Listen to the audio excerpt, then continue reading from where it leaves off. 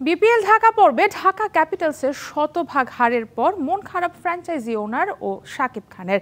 নিজ দলের প্রথম হার মাঠে বসে দেখার পর আর স্টেডিয়ামেই যাননি ঢালিউড স্টার। অন্যদিকে ঢাকায় শেষ ম্যাচে জয় পেয়ে স্বস্তির নিঃশ্বাস চিটাগাং কিংসের। ক্রিকেটারদের হেলমেট সমস্যা দ্রুতই মিটে যাবে বললেন চিটাগাং কর্তা সামির কাদের চৌধুরী।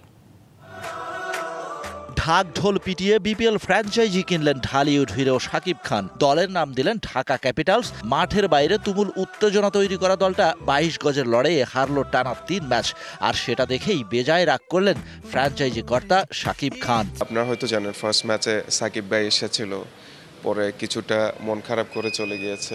আমরা যেরকম চ্যাম্পিয়ন টিম রেডি করেছিলাম সেই পরিমাণ আসলে এফোর্টটা হয়তো প্রকাশিত হয়নি।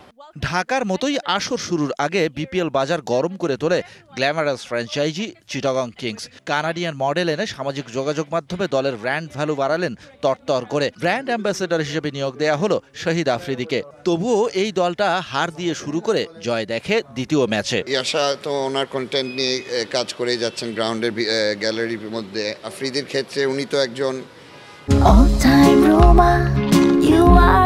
All time Roma. Taste it, love it. বড় ফিগার ইন ক্রিকেট ওয়ার্ল্ড। তো উনি প্লেয়ারদের সাথে ওভাবে মোটিভেটিং কথাবার্তা বলেছেন, তাদের কিভাবে খেলা উচিত, কিভাবে গেমটাকে অ্যাপ্রোচ করা উচিত। এক জয় এক হার, তবুও আলোচনায় চিটাগং। এই আলোচনা ইতিবাচক নয় বরং নেতিবাচক। মাঠের বাইরে গ্ল্যামারাস ফ্র্যাঞ্চাইজিটা ক্রিকেটারদের হেলমেটের ব্যবস্থা করে দিতে না পারার কারণে। কালকে পরশুর মধ্যে এগুলো রিলিজ হয়ে যাবে। তারপরেও আমরা যেহেতু এটা একটু লজ্জাজনক বিষয় হিসেবে দাঁড়িয়ে পড়েছিল, তো এটা আমরা কারেকশন গতকাল ম্যাচে আপনারা হয়তো দেখেছেন করে ফেলেছি। বিপিএল ঢাকার প্রথম পর্ব শেষে শতভাগ জয় দিয়ে 6 পয়েন্ট নিয়ে শীর্ষে রংপুর। 2 ম্যাচে 2 জয়ে খুলনার, একটা করে ম্যাচ জিতেছে চিটাগং, বরিশাল ও রাজশাহী। এখনো পর্যন্ত কোনো ম্যাচে জয় দেখেনি ঢাকা ও সিলেট।